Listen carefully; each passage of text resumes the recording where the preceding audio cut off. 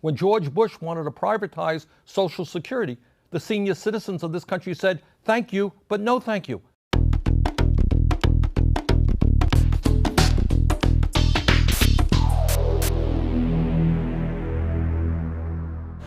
Hey Bernie, it's Michael Moore, and I'd like for you to just explain to people the basic things that are, what's wrong with American capitalism these days.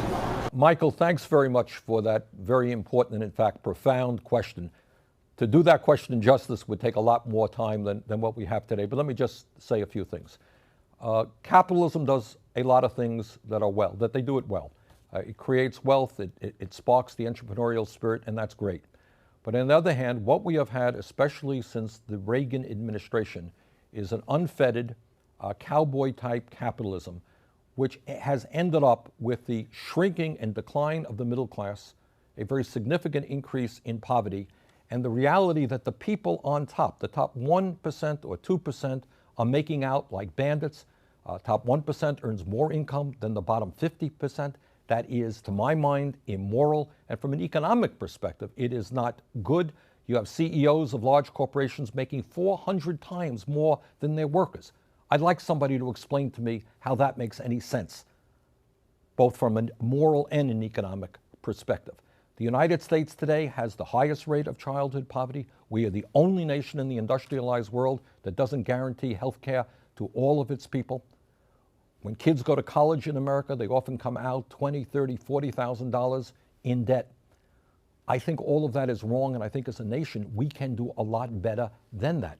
Now, you look at some countries in Scandinavia and Europe, and what they have said is, sure, we want to capture the entrepreneurial spirit, but we want a strong social safety net that protects the middle class and working people. So this is what they've got. When you have a baby in Denmark or in Finland, you know what? You get paid, you get your salary or a large part of it to stay home with your baby so that your kid has a good start in life.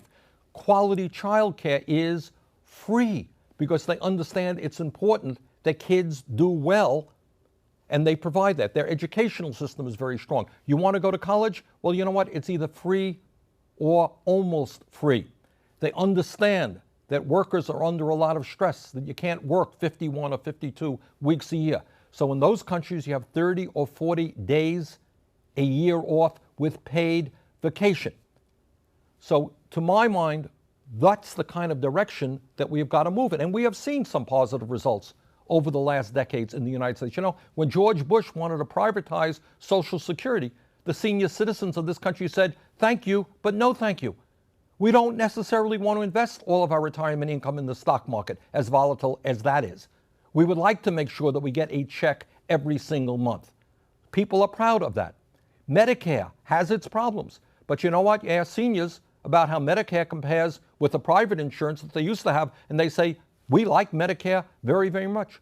Talk to veterans around this country about the Veterans Administration, and they will say they are very proud of this government-run healthcare system, which provides quality health care to all of them as a right of their service.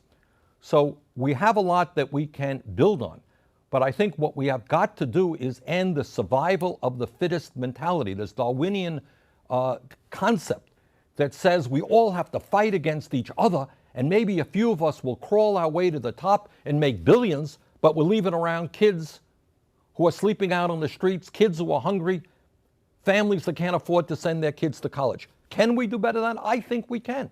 I think we can.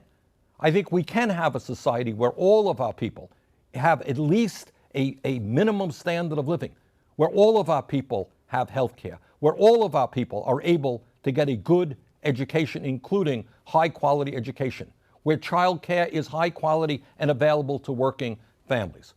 So I think we've got a lot of work in front of us.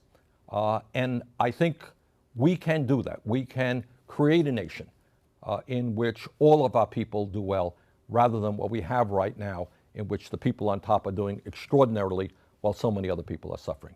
Michael, thanks very much for that question.